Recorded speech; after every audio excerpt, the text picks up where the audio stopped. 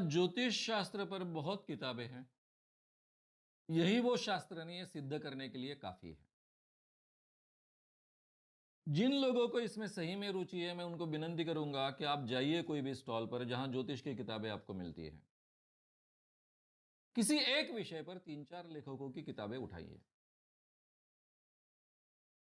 3-4 लेखकों की एक ही विषय पर की किताब उठाइए और उसको पढ़ना शुरू कीजिए।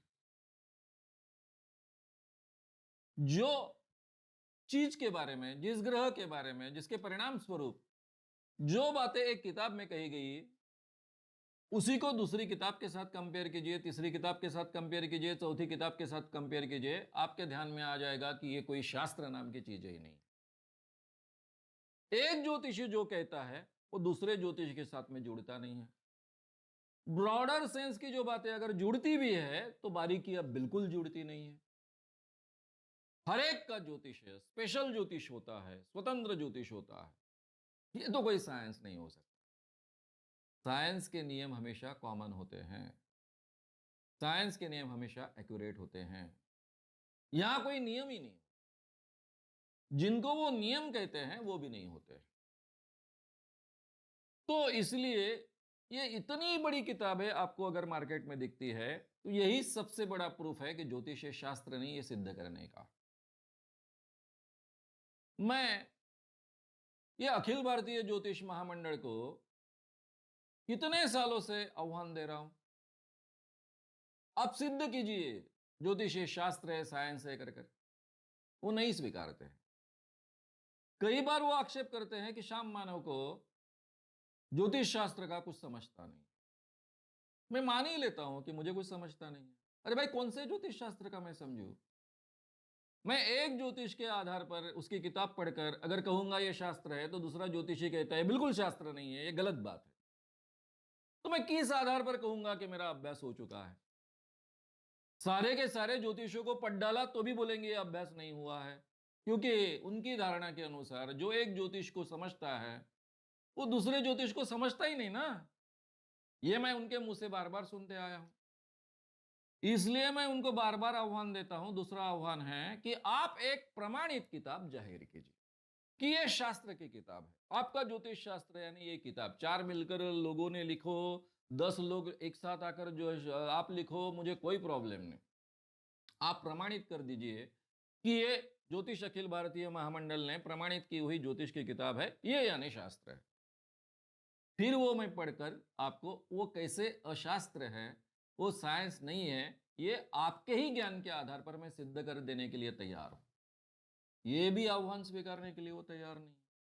मैंने पहले ही कहा कि मैं कई ज्योतिषियों को आज आज तक मैंने एक्सपोज किया है। बड़े बड़े ज्योतिषियों को भगाया है, उनके साथ में चर्चाएं की है।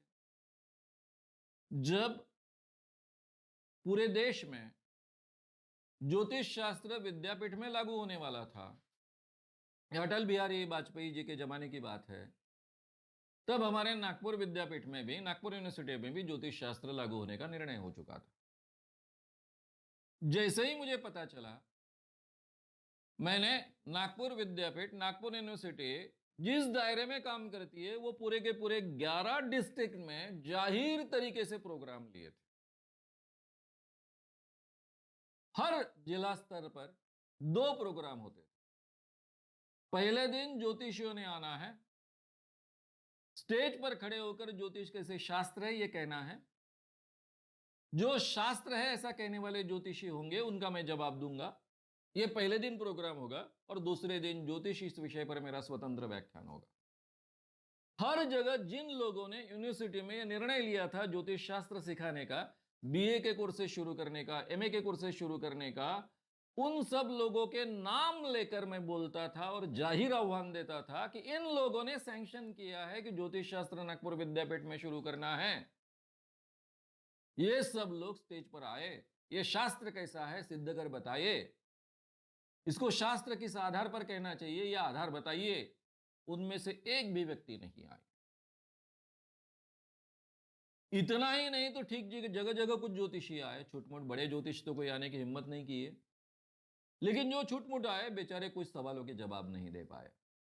पूरे 11 डिस्ट्रिक्ट में 48 प्रोग्राम्स किए थे हमने ये आह्वान देने के, और उसके बाद में नागपुर विद्यापीठ ने जो निर्णय लिया था ज्योतिष शास्त्र का कोर्स शुरू करने का, क्योंकि यूजीसी से बड़ी ग्रांट मिलती थी, जोशी साहब ने बड़े पैमाने पर ये सब शुरू करने का भारत में तय किया था।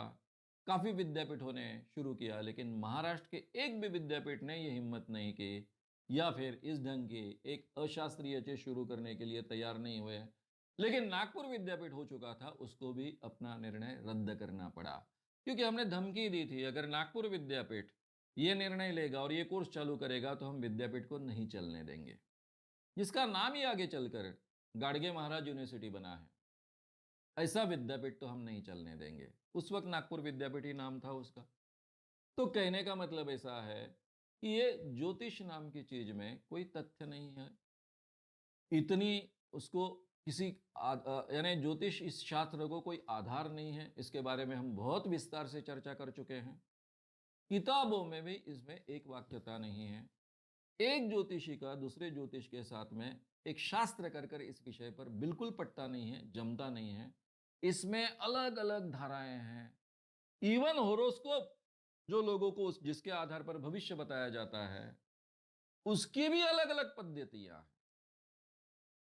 कुछ लोग मानते हैं कि बच्चा पैदा होने के बाद जन्म का समय लेना चाहिए, कुछ लोग मानते हैं कि होरा शास्त्र के अनुसार गर्भाधान का समय लेना चाहिए, उसके बारे में भी हमने चर्चा की है। एक सायन पद्धति है, दूसरी निर्यण पद्धति है। ये सायनाचार्य कुछ अलग ढंग से भविष्य रखते हैं, ये निर्यणाचार्य जो होते हैं वो अलग ढंग से भविष्य रखते हैं। ये सायन निर्यण क्या क्या प्रकार इसमें हैं, और ये तो दो शाखाएं हम मान सकते हैं, ऐसी कई शाखाएं ज्योतिष में है जो अपने अपने तरीके से चलती है और एक का दूसरे के साथ में कोई संबंध नहीं होता है। तो ये शास्त्र तो हो ही नहीं सकता है। ये सबसे बड़ा प्रूफ है। इतने बड़े तादाद में किताबें उपलब्ध है, लेकिन एक दूसरे के साथ में उनका कोई संबंध नहीं है। अगर आपको ये वीडियो पसंद आया हो तो उसे ज़रूर लाइक करें, लोगों में ये अवेयरनेस फैलाने में हमारी मदद करें। वीडियो को ज़रूर शेयर भी करें। तो हमारे YouTube चैनल शाम मानो को विज़िट करें। ऐसे सारे वीडियोस का आनंद लेने के लिए हमारे चैनल को सब्सक्राइब करें। उसके लिए सब्सक्राइब बटन दबाएं। नए वीडियोस का नोटिफिकेशन पाने के लिए बेल आइकन दबाएं।